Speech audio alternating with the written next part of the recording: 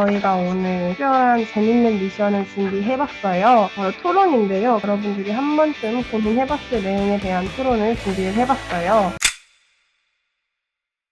당연히 333인데 1등급, 1등급, 7등급은 1등급 두 개나 받았는데 7등급에 한 개 있는 거 보면 괘씸하다고 생각해요. 자, 여기서 봐야 될 포인트가 우리 아이들이 입시에 대해 얼마나 이해를 하고 있는지 조금 궁금해요. 이 711333을 수능 성적으로 이해를 했는지 내신 성적으로 이해를 했는지를 짚어줄 줄 아느냐, 일단 그게 좀 중요하고, 이거를 아무도 언급하지 않고 그냥 토론을 했다면 처음부터 다시 가르쳐야 될 것 같고요. 두 번째, 이 711 중에 7이 과연 어떤 과목이냐, 국어냐 영어냐 수학이냐에 따라 또 결과가 천차만별인데 과연 아이들이 이 두 가지 포인트를 캐치했을지부터 한번 보겠습니다. 1등급, 1등급, 7등급은 더 올라갈 데가 없잖아. 올라갈 데가 없다. 근거가 약간 생각보다 상담을 해보면 요 구조의 성적대가 되게 많아요. 어떤 경우냐, 일단 첫 번째, 외국 살다 온 언어 능력이 탁월한 애들은 국어랑 영어를 그냥 아무것도 안 해도 1등급을 받아요. 왜냐면 사실 국어 영어는 뭐 어지간히 능력이 있으면 학습을 하지 않아도 1등급을 받을 수 있어요. 근데 공부를 아예 안 하는 거지. 그럼 이제 수학이 7등급이 뜹니다. 그리고 이제 공부를 하기 싫어하는 거죠. 저는 117인데 뭐 나쁘지 않지 않나요? 이런 학생들이 생각보다 조금 많은 것 같고, 또 반대로 이런 케이스도 있어요.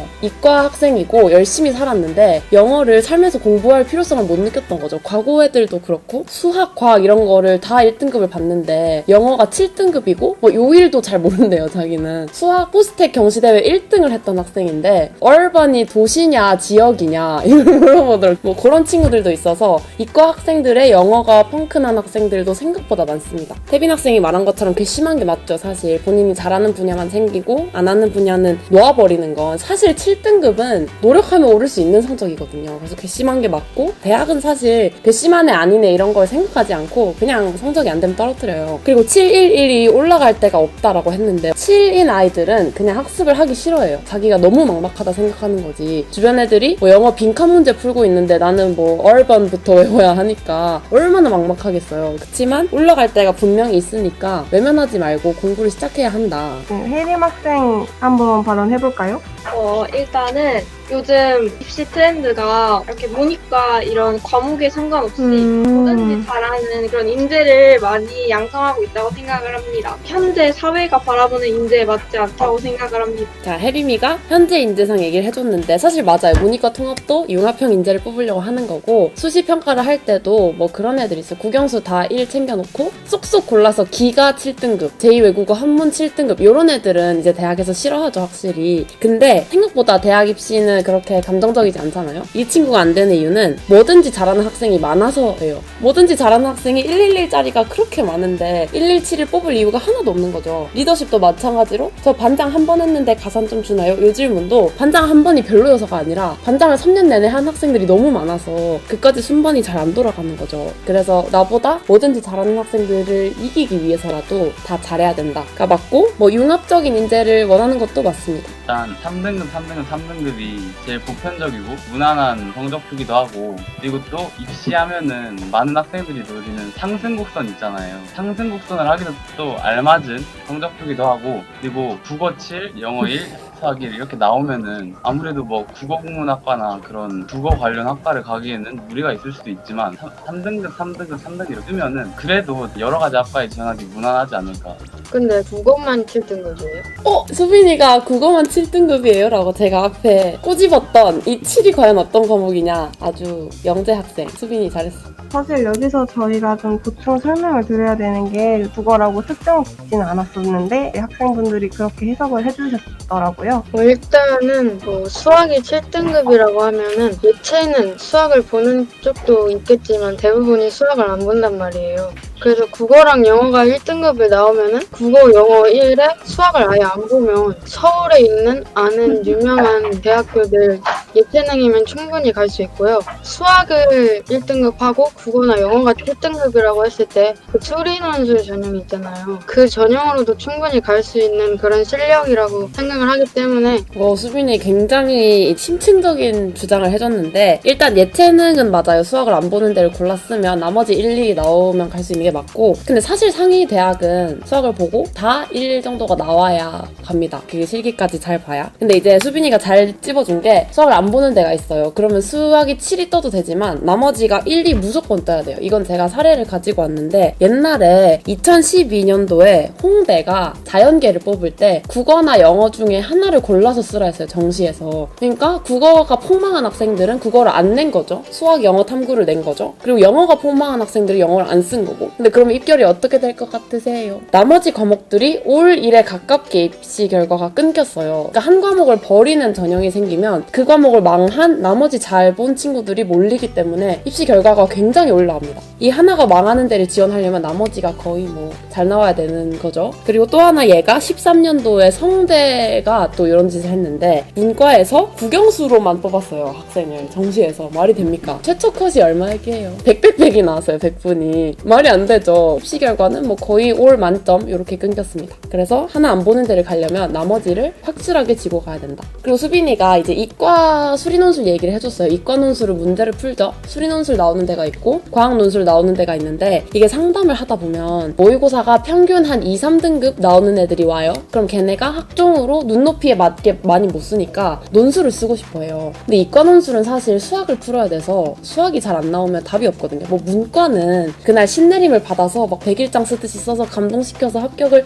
할 수도 있지만 이과는 그럴 수도 없어요. 이과는 수학을 풀어야 되니까. 그래서 수빈이 말대로 수능 수학이 그래도 1, 2등급은 나와주는 학생이어야 붙을랑말랑 정도인 학교들이 있습니다. 그래서 오히려 333을 맞는 학생이면 수리논술을 기대하기는 좀 어렵고, 오히려 711인 학생이 수학 1등급을 가지고 수리논술을 도전할 수는 있겠죠. 그래서 이과는 수리논술이라는 카드가 있고, 요거는 수학 실력이 굉장히 엄격하게 적용이 된다. 이렇게 이해하시면 됩니다.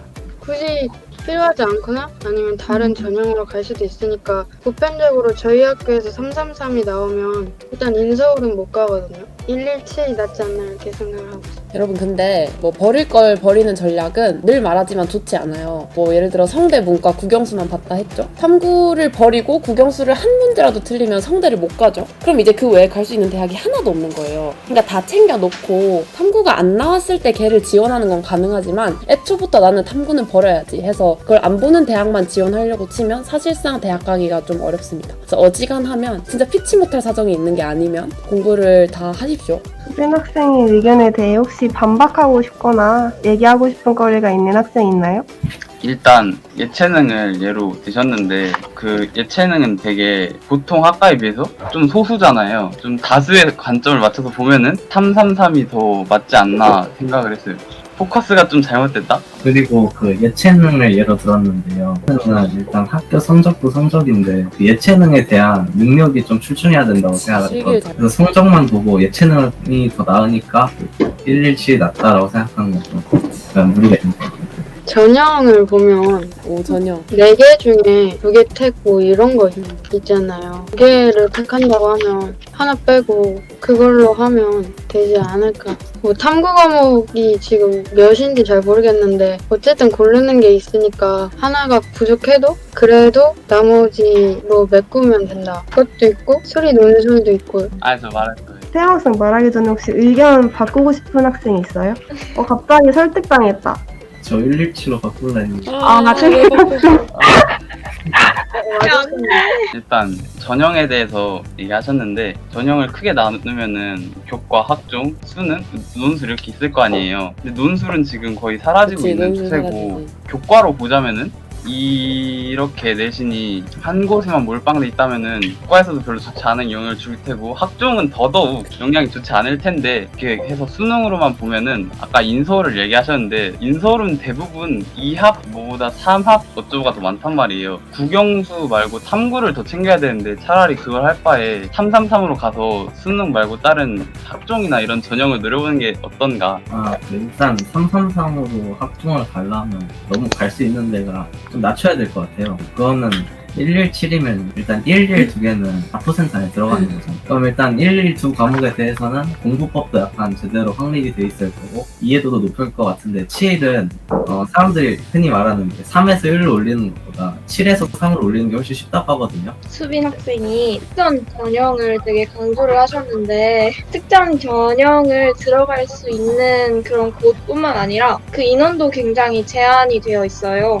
근데 만약에 수시로 간다고 하면 모든 선생님이 그 학생의 성적을 대략적으로 알고 계실 텐데 만약 특정 과목만 너무 미달을 한다면 그 선생님이 과연 생기부를 예쁘게 적어주실까에 대한 의문도 들고요. 태양 학생 말에 조금 더 얹어보자면 과연 뭐 여러 가지를 잘하지 않고 한 곳에 몰빵하는 그런 친구가 과연 수리 논술에도 유리할까라는 그런 생각이 들어요. 왜냐하면 수리 논술은 그 특정 분야에 대한 생각뿐만 아니라 저는 여러 가지 영역에 대한 지식도 충분히 있어야 한다고 생각을 하거든요. 자, 일단 끝이 났고요. 애들이 학종 수시 얘기를 하는 걸 보니까 내신을 이야기를 한 것 같아요. 정시에서는 711로는 힘들어요. 국어 7 나오면 갈 데 없고 수학 7 나와도 갈 데 없고 영어가 7 나오면 갈 데가 있습니다. 딱 하나 우리나라에 있는데 바로 서울대학교예요. 서울대학교는 영어 감점이 적어요. 우리나라에서 제일. 7등급이면 제가 봤을 때 수학 한 문제 정도 감점일 거예요. 그래서 나머지 다 1이면 서울대는 갈 수 있는데 서울대 떨어지면 이제 갈 데가 없다. 그래서 수능에서는 711보다 333이 무조건 좋고 이제 문제는 내신인데 내신은 조금 어려워요. 이게 711짜리가 평점이 더 좋을 거거든요. 근데 확실히 한 과목을 버리면 싫어해서 제 생각에는 모든 학기가 711이면 차라리 333이 낫고 711을 뭐 한두 번 실수했고 나머지는 뭐 1, 2등급대를 유지하면 711이 포함되더라도 1이 더 많은 게 좋습니다. 오늘의 결론은 어지간하면 버리는 과목이나 전형을 생각하지 않았으면 좋겠고 안 보는 데만 노려서 하면 사실 필승하기 힘들어요. 입시에서. 다 열심히 하시길. 저는 수빈이를 주고 싶어요. 일단 뭐 수학이 1이면은 수리논술을 봐야 되고 뭐하면 예체능을 봐야 되고 이렇게 전형에 대해서 되게 깊은 이해도를 보여줬기 때문에 이거는 당연히 하루 10시간이에요. 이거는 제가 태영이가 오전에 늘 잔다는 말씀을 주셨어요. 하루 공부량을 일정하게 가져가는 게 되게 중요하거든요. 중간 기말고사를 봐야 되고 수능을 봐야 되는데 그건 오전에 시험을 보죠. 수능도 그렇고. 그래서 여러분이 막 이틀을 밤새 공부하고 이틀 몰아서 자고 이런 불규칙적인 생활 습관을 유지했다가는 시험장 현장에서 뇌를 100% 가동시키기가 좀 힘들 수도 있어요. 규칙적으로 꾸준히 공부를 하는 게 당연히 맞다고 생각하고 국어, 영어, 수학 같은 주요 과목은 매일 꾸준하게 두뇌를 회전시키는 게 중요하기 때문에 여러분은 매일 루틴하게 적정한 공부를 해주시는 게 좋을 것 같습니다. 애들이 하루 10시간? 하루 10시간 너무 많이 한 건데.